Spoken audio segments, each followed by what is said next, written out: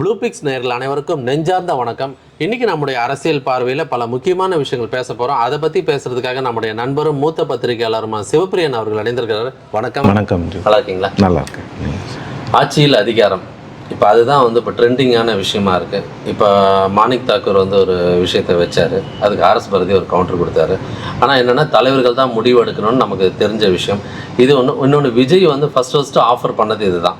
So இதெல்லாம் எப்படி பார்க்குறீங்க? இதற்கான சாத்தியக்கூறுகள் இருக்கா? திராவிட கட்சிகள் பயப்படுறாங்களா? வேணும் வெளிப்படையாக சொல்ல மாட்டாங்க தரோன்னு சொல்லிட்டு, ஆனால் கால சூழ்நிலை ஏற்பட்டால் கொடுக்கறதுக்கான வாய்ப்பு வரும் அப்படின்ற மாதிரி பேசப்படுகிறது. இது எப்படி பார்க்குறீங்க? கால சூழ்நிலை ஏற்பட்டால் திராவிட கட்சிகள் மட்டும் இல்லை, எல்லாருமே ஒத்துக்கிட்டு தான் ஆகணும். யாரோடையும் பதவியை ஷேர் பண்ண மாட்டோம், யாரோடையும் பவர் கிடையாது, மாநிலங்களை முடக்குவது தான் எங்கள் வேலைன்னு நினச்ச காங்கிரஸையே கோலிஷன் கவர்மெண்ட்டுக்கு வர வச்சாங்க இந்த மக்கள். இன்னைக்கு காங்கிரஸ் வலுவிழந்து போயிருக்கலாம், ஆனால் காங்கிரஸ் பண்ண அட்ராசிட்டிஸ்லாம் இந்தியாவில் அதெல்லாம் யாரும் மறக்க முடியாது. எத்தனை கவர்மெண்ட்டை கலைச்சிருப்பாங்க. சிபிஐ கேஸை வச்சு எவ்வளோ பேரை இது பண்ணீங்க பொலிட்டிக்கலாக, அதெல்லாம் நீங்கள் பண்ணவே இல்லையா? எத்தனை ஸ்டேட் கவர்மெண்ட்ஸ் உங்களால் கலைஞ்சிருக்கும்? உட்கட்சி புதுசில் எமர்ஜென்சியை கொண்டு வந்தது யாரு? கடவுள் கொண்டு வந்தாரா? இது ஒரு பக்கம் இருக்கட்டும். இப்போ இந்த ஆட்சி அதிகாரம் இதெல்லாம் விஜய் பேசினது எந்த எண்ணத்தில்னா, இதை சொன்னோம்னா திமுக கூட்டணி உடஞ்சிரும், எல்லாரும் நம்மக்கிட்ட சேர்ந்துருவாங்க அப்படின்னு அவர் நினச்சார். ஆட்சி அதிகாரத்தில் பங்குங்கிறது எல்லா கட்சிகளுக்கும் ஆசை தான், இல்லைன்னு சொல்ல. அது எங்கே கிடைக்கும், அதுக்கான பாசிபிலிட்டி எங்கன்றதை பார்ப்பாங்க, எப்போ அதை கேட்கணுங்கிறத பார்ப்பாங்க. விஜய் அதை திமுக கூட்டணி உடைக்கிறதுக்காக தான் அதை பண்ணாங்க, பட் உடைக்க முடியல. காங்கிரஸ்க்கு அது ரொம்ப நாளாக ஒரு ஐடியா, ஆனால் அவங்க கேட்டு பெற வேண்டிய நேரத்தில் பெறலை. 2006-11 அவங்களுக்கு கோல்டன் ஆப்பர்ச்சுனிட்டி. இங்கே டிஎம்கே கவர்மெண்ட் அவங்கள நம்பி தான் இருந்தது. அன்னைக்கு கேட்டு பெறலை, ஏன்னா டிஎம்கே ஏதாவது பிரச்சனை பண்ணால் அவங்க ஆட்சி டெல்லியில் கவுந்துரும். அன்றைக்கி டிஎம்கேவோட எம்பிஸ்னால் அந்த ஆட்சி அங்கே தொடர்ந்துச்சு. இதுதான் பேக்ரவுண்டு. இப்போ ஆட்சி அதிகாரத்தில் நீங்கள் கேட்டுக்கிட்டே இருக்கலாம் பங்கு. திராவிட கட்சிகளை பொறுத்த வரைக்கும் எலெக்ஷனுக்கு முன்னால் அந்த கமிட்மெண்ட்டை கொடுக்கவே மாட்டாங்க. ஆனால் நாளைக்கு கூட்டணி ஆட்சியினால தான் நம்ம ஆட்சியை தக்க வச்சுக்க முடியும், நம்மளால் ஒரு நிலையான ஆட்சியை கொடுக்க முடியும்னா ரெண்டு திராவிட கட்சிகளுமே அதை ஏற்றுக்கொள்ள வேண்டிய கட்டாயத்தில் இன்றைக்கி இருக்கிறாங்க. இன்றைக்கி இருக்கக்கூடிய கள நிலவரம் அதுதான். அது தேர்தலுக்கு பிறகு பேசப்பட வேண்டியது. தேர்தலுக்கு முன்னே பேசுனீங்கன்னா அது உங்கள் கட்சியை அஃபெக்ட் பண்ணும், எந்த கட்சியாக இருந்தாலும். இப்போ என்ன ஆகுதுன்னா, டிஎம்கே என்ன பண்ணுறாங்கன்னா, மற்ற அலையன்ஸ் பார்ட்னர்ஸ் எல்லாம் சொல்லி நீங்கள் எல்லாரும் அனௌன்ஸ் பண்ணுங்கள் ஆட்சி அதிகாரம். திருமாவளவன் அனௌன்ஸ் பண்ணிட்டார், இந்த தேர்தலில் ஆட்சியில் பங்கு கேட்க மாட்டோம்னு. சிபிஐஎம் அனௌன்ஸ் பண்ணிட்டாங்க, சிபிஐ அனௌன்ஸ் பண்ணிட்டாங்க. அப்போ என்னன்னா, காங்கிரஸ் ஒரு கேம் ப்ளே பண்ணுச்சுன்னா திமுகவும் ஒரு கேம் ப்ளே பண்ணுது. காங்கிரஸை ஐசோலேட் பண்ணுறாங்க. இது ரெண்டு கட்சிகளுக்குமே நல்லது கிடையாது எலெக்ஷனுக்கு முன்னால். பட் உரிமை கேட்குறது காங்கிரஸோட உரிமை, அதை யாரும் தடுக்க முடியாது. பட் திமுக அந்த கமிட்மெண்ட்டை எலெக்ஷனுக்கு முன்னால் கொடுக்க மாட்டாங்கங்கிறது காங்கிரஸுக்கும் தெரியும். ஆனால் காங்கிரஸ் மாநில தலைவர் வைக்க வேண்டிய கோரிக்கையை ஒரு எம்பி வைக்கிறாங்க, ஜோதிமணி வைக்கிறாங்க. ஜோதிமணி இன்னும் அதிகார பகிர்வுன்னு பேசவே இல்லையே, அவங்க பேசல. அவங்க கட்சிக்குள்ள இருந்தே ஒரு விவாத பொருளை. அது என்னன்னா, விஜயை வச்சு திமுக கிட்ட சீட் வாங்குறதுக்கான ஐடியா தான். விஜய் கிட்ட இவங்க போக மாட்டாங்க இந்த தேர்தலுக்கு, ஏன்னா விஜய் எப்படி போறாருன்னு யாருக்குமே தெரியாது. அப்புறம் இவங்க போய் என்ன பண்ண போறாங்க அங்க? இன்னொன்று, விஜய்க்கும் கிரவுண்ட் ஸ்ட்ரென்த் கிடையாது, உங்களுக்கும் கிரவுண்ட் ஸ்ட்ரென்த் கிடையாது.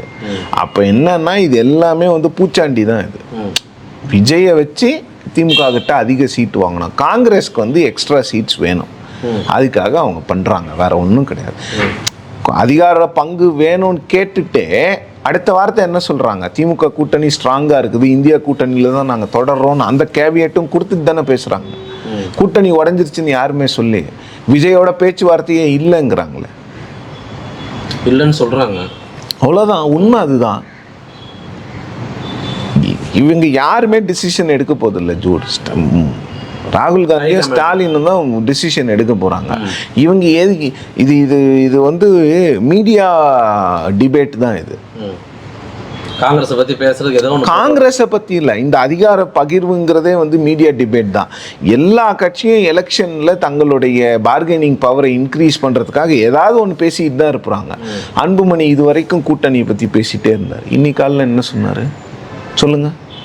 அதிமுக ஆட்சி அமைக்கும்ங்கிறாரு. அப்போது இது எல்லாமே சீட்டு பேசுகிற வரைக்கும் தான். சீட்டு பேசிட்டு டீலு முடிச்சிட்டிங்கன்னா, கையெழுத்து போட்டிங்கன்னா கதை முடிஞ்சுது. அதிமுக ஆட்சின்னு பேசி ஆகணும், திமுக ஆட்சின்னு பேசி ஆகணும். அதுதான் கள நிலவரம்.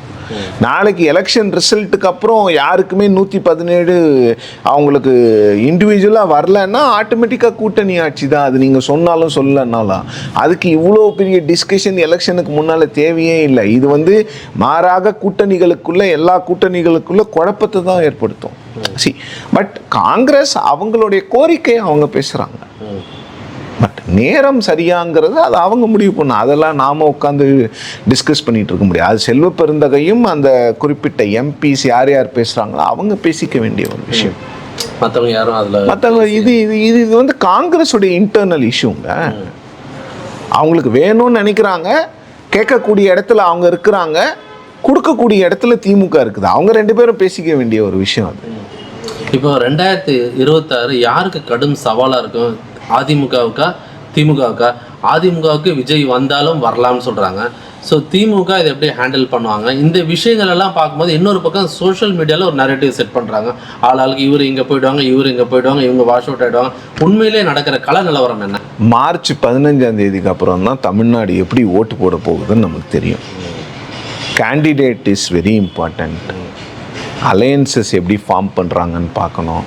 இந்த 2 மாதத்தில் திமுக பெருமளவில் எந்த ஒரு இஷ்யூஸ்லேயும் என்டாங்கிள் ஆகாமல் ஓரளவுக்கு அவங்க இப்போ இருக்கிற மாதிரியே பண்ணிகிட்டு இருந்தாங்கன்னா திமுகவுக்கான வாய்ப்புகள் இருக்கிறதையும் பார்க்க முடியுது. பட் அந்த ஆன்டி இன்கம்பன்சி வந்து கொஞ்சம் உள்ளுக்குள்ளேயே வெளிப்படையாக தெரியாமல் இருந்தால் என்ன ஆகுன்ற கேள்வியும் இருக்கிறது. ஆனால் ஆன்டி இன்கம்பன்சியை கல்டிவேட் பண்ணக்கூடிய ஒரு சிங்கிள் ஃபோர்ஸாக ஆப்போசிஷன் இல்லை.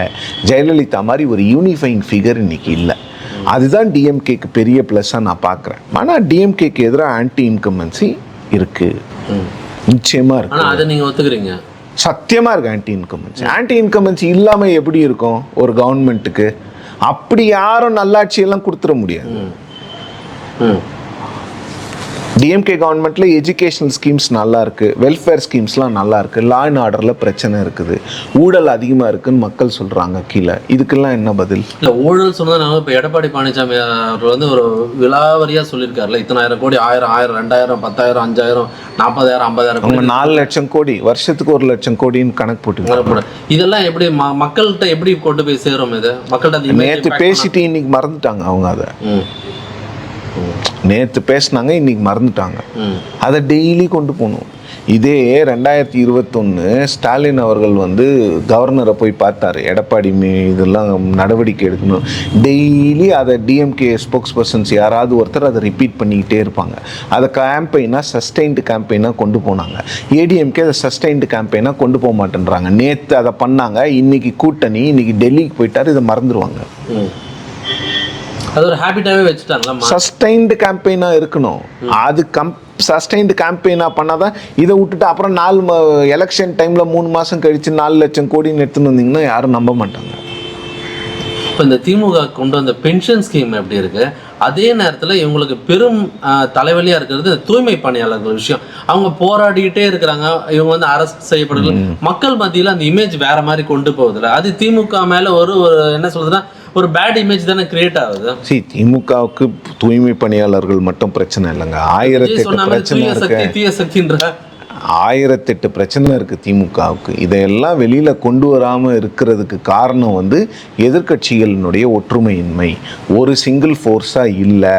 ஏடிஎம்கே வந்து இதெல்லாம் பண்ணியிருக்கணும் இந்த 4-5 வருஷத்தில், அவங்க பண்ணல. தூய்மை பணியாளர் போராட்டத்துக்கு ஏடிஎம்கே போக மாட்டேன்றாங்க. கவர்மெண்ட் எம்ப்ளாயீஸோடைய இதுக்கு அஃபிஷியல் ஸ்டாண்டு கிடையாது, எதுவுமே இல்லை. ஏன்னா எல்லாமே அவங்க உருவாக்குனது. இந்த பிரச்சனைகள் பாதி அவங்க உருவாக்கிட்டு போனது. அதனால் ஏடிஎம்கேக்கு நிறைய பப்ளிக் இஷ்யூஸில் ஸ்டாண்டே இல்லை. அதுதான் பிரச்சனை. இந்த ஒரு விஷயத்தில் கடந்த சில நாட்களில் சீமான் அவர்களை பற்றின செய்திகள் வந்து அவ்வளோவா பெரிய சென்சேஷன் ஆகலை. இந்த விஷயங்கள் அப்படியே அந்த விஜய் செய்தி, விஜய் சிபிஐ, ஜனநாயகன் அந்த செய்திக்கு கொடுக்குற முக்கியத்துவம், சீமான் பேசுற எந்த விஷயமும் சீமானோட நிலைப்பாடு அவர் தனியா தான் நிக்கிறாரு. இப்ப 2026 சீமானுக்கு ஓட்டு போடுறவங்க யாரும் டிவி பார்த்து ஓட்டு போடுறவங்க இல்ல, தேடி போய் யூடியூப்ல அண்ணன் என்ன பேசுறாருன்னு பார்த்து ஓட்டு போடுறவங்க. அவங்க ஓட்டு போட்டுக்கிட்டே தான் இருப்பாங்க. அவருக்கும் சதவீதம் அது எல்லாமே மார்ச்சுக்கு அப்புறம் தான் தெரியும் ஜோடி. இப்ப எதையுமே சொல்ல முடியாது. அவருக்கு குறையறதுக்கான வாய்ப்புகளை தான் நான் பாக்குறேன். ஏன்னா விஜய் வந்து எல்லாரோடைய ஓட் பேங்க்லயும் காலி பண்றாருல, இப்போ சீமானுக்கும் அந்த பாதிப்பு இருக்கும், நிச்சயமா இருக்கும். இல்லை இப்போ நீங்கள் சொன்ன மாதிரி ஒரு விஷயத்தை கேம்பெயின் பண்ணுறதுல இப்போ சோஷியல் மீடியா வந்து ஒரு பெரிய இம்பார்ட்டன்ஸ் கொடுக்குதுல, இது மூலமாக ஜெயிச்சிடலாம்னு நினைக்கிறாங்க சோஷியல் மீடியா. ஆனால் கிராமத்துப்புறங்களுக்கு இப்போ நீங்கள் நிறையா வில்லேஜ் ட்ராவல் பண்ணியிருப்பீங்க. இல்லை கிராமம்னு இல்லை, சிட்டிலே கூட சோஷியல் மீடியாவை வச்சுக்கிட்டு நீங்கள் எதுவுமே பண்ண முடியாது. சோஷியல் மீடியாவை வச்சுக்கிட்டு நீங்கள் எலெக்ஷனுக்கு கீழே ஃபைட் பண்ண போனீங்கன்னா அதை விட ஒரு முட்டாள்தனம் எதுவுமே கிடையாது, அவ்வளோதான் அதுக்கு பதில். இப்போ என்ன ஒரு விஷயம் பண்ணுறாங்கன்னா, ஆளுக்கு ஒரு யூடியூப் சேனல் செட் பண்ணிட்டு அந்தந்த ஏரியாவில் போயிட்டு அவங்களுக்கு தேவையான பைட்ஸ் எடுத்து போட்டு இதுதான் மக்கள், இது அதுக்கேற்ற மாதிரி இந்த யூடியூப் சேனலில் வந்து இது ஹைப் பண்ணுறது, இந்த மாதிரி விஷயங்களை பண்ணி தான் நான் நரேட்டிவ் சொல்கிறேன். ஆனால் பொதுமக்கள் நீங்கள் சொன்னீங்களே ஆஃப்டர் 40க்கு மேலே எப்படி இருக்காங்க?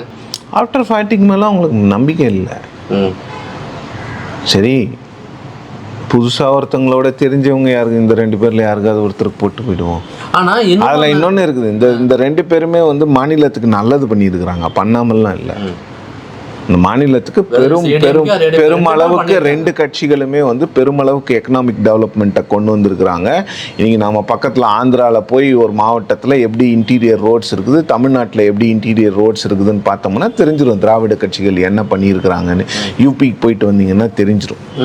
ஒரு கவர்மெண்ட் பஸ்ஸில் அங்கே ஏறுறதுக்கும் இங்கே ஏறுறதுக்கும் என்ன வித்தியாசம் இருக்குது, இந்த திராவிட கட்சிகள் என்ன பண்ணியிருக்கிறாங்க. நீங்கள் யூஸ் பண்ணுற ஆப்பிள் ஃபோன் மேட் இன் இந்தியான்னு இருந்ததுன்னா அது made in Chennai or made in Sriperumbudur தான். மேட் இன் திருப்பதி கிடையாது, மேட் இன் ஹைதராபாத் கிடையாது, மேட் இன் லக்னோ கிடையாது. அப்போ ஒரு ஆப்பிள் மாதிரி ஒரு மிகப்பெரிய நிறுவனம் தமிழ்நாட்டில் தன்னோட ப்ரொடக்ஷன் ஹவுஸ் வைக்கிறான்னா அப்போ தமிழ்நாட்டுடைய ஹியூமன் ரிசோர்ஸ் எப்படி இருக்குது, இங்கே இருக்கக்கூடிய மனித வளம் எவ்வளவு அழகாக இருக்கிறது, எவ்வளவு அந்த ஆப்பிள் போன்ற ஒரு ஐஎன் ஃபோனுக்கு தேவையான விஷயங்கள் இங்கே இருக்குது. செமிகண்டக்டர் இண்டஸ்ட்ரி இங்கே வருது. இன்னொன்று இந்திய தெற்காசியாவிலே வந்து டெட்ராய்டு தமிழ்நாட்டில் தான் வந்து மிகப்பெரிய அளவில் ஆட்டோமொபைல் தொழிற்சாலைகள் இருக்கிறது. இதெல்லாம் வந்து வானத்திலேருந்து குதிக்கலை, திராவிட கட்சிகளினுடைய உழைப்பு. அதை ஒத்துக்கணும், அதை மறக்க முடியாது, அதை மறக்கவே முடியாது. அது இல்லைன்னா நீங்கள் சொல்லவே முடியாது. இப்போ 2026 இறுதியாக அவர்கள் it's between DMK or ADMK, அவர்கிட்ட விஜய் சொல்கிற மாதிரி டிவிகேக்கும் திமுகக்கும் தான் சொல்கிறாருல, அது மும்முனை போட்டி தான், திமுக அதிமுக வெர்சஸ் தாவேகா. அது எப்படி சொல்கிறீங்க? அப்படிதான். இப்போ எலெக்ஷனுக்குள்ளே போகும்போது டிஎம்கே 2024 பொறுத்த வரைக்கும் டிஎம்கே 45% வச்சிருக்கு. அதிமுக கூட்டணி 2 பேரையும் சேர்த்திங்கன்னா 40% வச்சுருக்காங்க. Vijay untested. DMK versus ADMK versus TVK, அவ்வளோதான். அப்படிதான் நான் பார்க்குறேன். எலெக்ஷனில் போய் நீங்கள் ஜெயிச்சுட்டு நீங்கள் 2வது இடத்துக்கு வந்து சொன்னீங்கன்னா ஒத்துக்கலாம். உங்கள் இன்டர்னல் சர்வேஸை வச்சுட்டு நாங்கள் 40% வாங்கிட்டோம் 45% வாங்கிட்டீங்கன்னா போய் உக்காந்துக்குங்க. அதுதான் பண்ணிக்கிட்டு இருக்காங்க இன்டர்னல் சர்வேஸ்ன்னு சொல்லிட்டு. சார் இந்த மலேசியன் ஸ்பீச்சுக்கு அப்புறம் உங்களுக்கு இவ்வளோ ஏறி போச்சு, நீங்கள் இது அவரும் அதை பிளைண்டாக நம்புறாரா? அது விஜய் மட்டும் இல்லை, எல்லா கட்சியிலையும் இன்டர்னல் சர்வேஸ் இன்னைக்கு பண்ணுறாங்க. It is not limited to Vijay alone. எல்லாருமே இன்டர்னல் சர்வேஸ் பண்ண தான் பண்ணுறாங்க. இன்டர்னல் சர்வேஸ் வந்து உங்களுடைய வியூகங்களை வகுப்பதற்கு தானே தவிர அது வந்து ஓட்டா மாறுங்கிறதெல்லாம் நான் ஏற்றுக்கல. அதெல்லாம் மாறவே மாறாது. ஓகே, உங்களுடைய என்ன ஒரு விஷயம் கேள்விகள் வைத்தாலும் எளிய மக்களுக்கு புரிகிற மாதிரி எடுத்து சொல்கிறீங்க. உங்களுடைய கருத்துக்களை உங்களோட பிஸியான ஷெடியூல் நேரம் ஒதுக்கி ப்ளூபிக்ஸ் நேரத்துக்கு எடுத்து சொன்னமைக்கு ரொம்ப நன்றி. மீண்டும் ஒரு காணொலி சந்திக்கிறேன். நன்றி, வணக்கம். நன்றி.